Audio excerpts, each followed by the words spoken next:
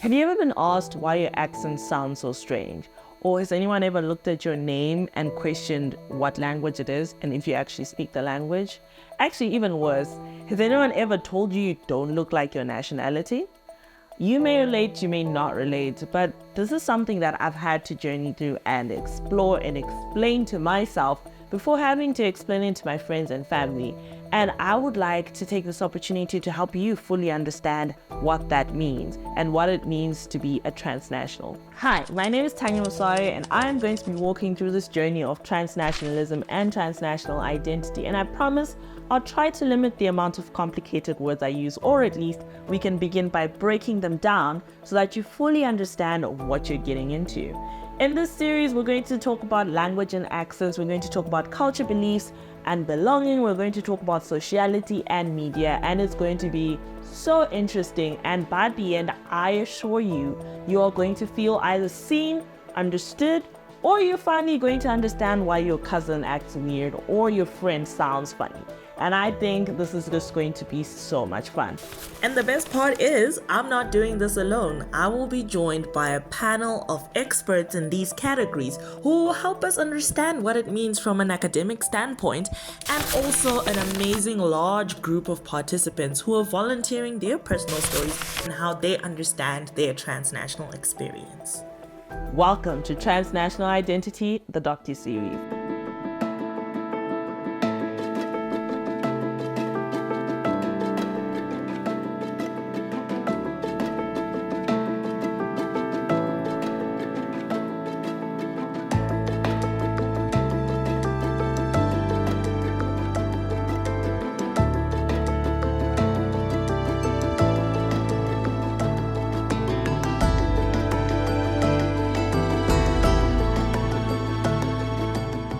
You've heard of the term foreigner before, of course, or you've heard traveler, migrant, mover, expeditioner. I'm not even sure if expeditioner is even a word, but you get what I'm trying to say.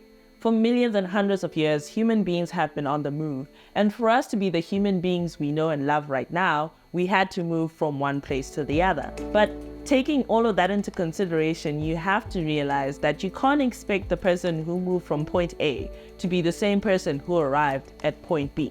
And that's the whole idea of transnationalism. The concept of transnational identity or transnationalism has been studied thoroughly by academics all over the world. Obviously, this is something that has been explored in detail, but it's not really open to us in media like this, which is the point of the series anyways. So let's start by breaking down the actual word. Sometimes when I find a word kind of complicated, I like to break it down into sections. So I'm going to break down transnational, the word trans and national, and we can define those separately just so that you can fully understand what I'm trying to say. Trans is a Latin prefix meaning across, beyond, or on the other side of, which infers division. But that's not really what we're focusing on right now.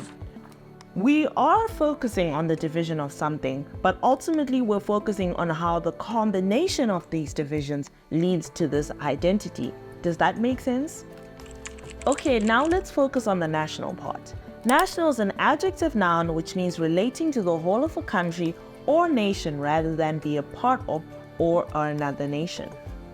Nationality stands for the status of belonging to a particular nation, but upon further observation, especially through the lens of having a transnational identity, nationality is more limiting than anything else. Hello, my name is Dr. Ashraf Jamal. I'm a South African who has lived all over the world since the age of 9. So nationalism today has become a deeply parochial, isolationist, divisive value system. So I mention that because it wasn't always that way. You know, as a great ideal in the 18th century, its development, it was a value that was attributed to the rights of nations within a confederacy of nations, with a degree of equality, knowing, of course, that there is the inherent equality between nations on the planet.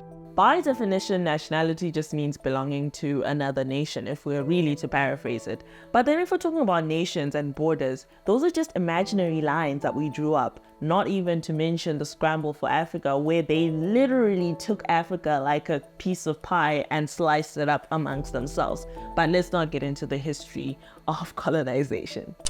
Nationality at the end of the day is a legal status, and a legal status has nothing to do with the internal identity of an individual. Now, this is why transnationalism, or having a transnational identity, is a massive conversation. People are on the move, and we're constantly reforming and relearning how we view ourselves and how we view others. So my name is Cecilia Lwindinetsiwe. I originally come from Zambia. So transnationalism, right, it's an ism. So that would be ideas. So in this case, for me, transnationalism could be ideas, could be cultures, those ideas that move beyond the boundaries of a state. So when different actors that are coming from different countries intersect, those ideas that they bring. So when you theorize, for example, those ideas, that's what transnationalism for me entails. It will be these ideas, these various cultures that intersect, and intersecting here across territorial boundaries. Now, with that in mind, how can one be defined by imaginary borders? A concept that, according to research, is very recent and new in our modern world. But then let's go a little bit further back to the origins of transnationalism. How transnationals are actually not that new to the world we live in. Let's talk about the movement that I referred to a little bit earlier, and the formation of nations. How were these nations forged? Now, of course, I can't look at the whole of the world right now, otherwise this is going to need more than a 5-part series. But let's focus a little bit more on my home continent, Africa. Anyone who's done basic history already knows that Africa is not one big Ubuntu continent. Of course, the concept of Ubuntu is highly admirable, but we're not all just one big village, and that's general knowledge. But for us to fully understand nationality, and African nationality to be precise, we need to go back to before the scramble of Africa, the 3 subdivisions, the main predominant subdivisions that were there in Africa. We had the West African imperial system on the west side of Africa, of course, where you found the Fulani, Sanchi, and the Salami, and the Nook culture. Also, the Mali Empire, which I'll get back to when we talk about traveling and moving around Africa.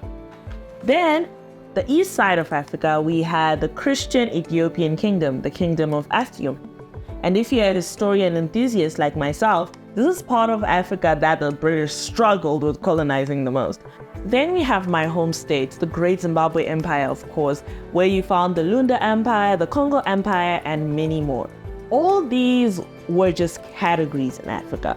But if you look at it besides the whole splitting lines, they weren't actually countries that we can follow along with the geographic lines. They weren't actual nations, if you get what I'm trying to say. They were empires, they were cities, they were regions, they were peoples. Yes, not people, peoples. The whole idea of a permanent nation for someone wasn't really what was applied during this time. So then in theory, being transnational has always been there. Africans have always been transnationals. Right now, history is proving that to us time and time again as we continue to discover archives, storages, and historical landmarks that show a mixture of cultures rather than nations that visited each other. It's actually a population, a community of people with a diverse, hybridized identity. And if you need more examples, I can talk about Ibn Battuta, I can talk about Mansa Musa. Those are African travelers that had more than one identity, individuals that had gone beyond those borders that we are used to seeing and were able to create a diverse, mixed identity of who they were. So then now we've reached the stage of understanding where nationality comes from and where the whole trans idea probably came from. So is the idea of transnationalism a 1990 concept alone? The idea of transnationalism, of course, was studied in more recent times with individuals like Nina Grigsila, Laura Briggs, Gladys McCoy, Shlomi Baba, not to mention Francis B. Nyamjo. All of these individuals study this phenomenon, something that we are not even talking about casually. Of course, you know you have a unique identity, but the word transnationalism is not part of our day-to-day dictionary. But still, the idea of being a transnational individual and the feeling, the experience of being transnational is continuously renewed, and it is revived and it is discussed amongst real ordinary people like you and me. There's always that alien element to being an immigrant or being, someone with a transnational identity. But now we're moving into a more progressive society, and because of that, it also means the ideologies, the belief systems, the idiosyncrasies of people have also become more complex. The world is growing, the world is diverse, academically, socially, professionally, the world is growing. But from where I am right now as a transnational student and a young person, I think I'm learning to appreciate more. I think it's important to find yourself in a place where you remove your society from your definition of self, so that you define yourself for yourself. Then I think it should find a relevance in whichever place you go. I think that is a truly transferable identity. I think transnationalism is about embracing all of the sides, no matter if you literally stayed in Zimbabwe for 2 months when you were born and then moved to South Africa for the rest of your life. I think it's about embracing every aspect of it, not just picking and choosing what you want. It doesn't have to be in Africa, it could be wherever I've set my path to, but just acknowledging that with every journey there's always a starting point. And if you kind of ignore that, then it devalues kind of the journey, because how can you really appreciate where you're going and where you end up if you don't acknowledge where you started? You yourself have probably had a conversation about being transnational or a transnational experience, and you may not even have used the word transnational, but that is part of the whole experience. And that is why I think the study is incredibly essential. And this series is going to be so fun because we're going to be talking about things that you already know, but we're actually going to line it up against our experts and their opinions, some international participants who are going to join me on this journey, and you. You are also going to contribute to this beautiful story that we're weaving together, the story of being a transnational. So whether or not you're a transnational individual, or maybe you're not sure, or maybe you know someone who may be transnational, this is for you, and this is for everyone. Let us learn more about our identities. I'm Tanya Masare, and welcome to Transnational Identity, the Docuseries.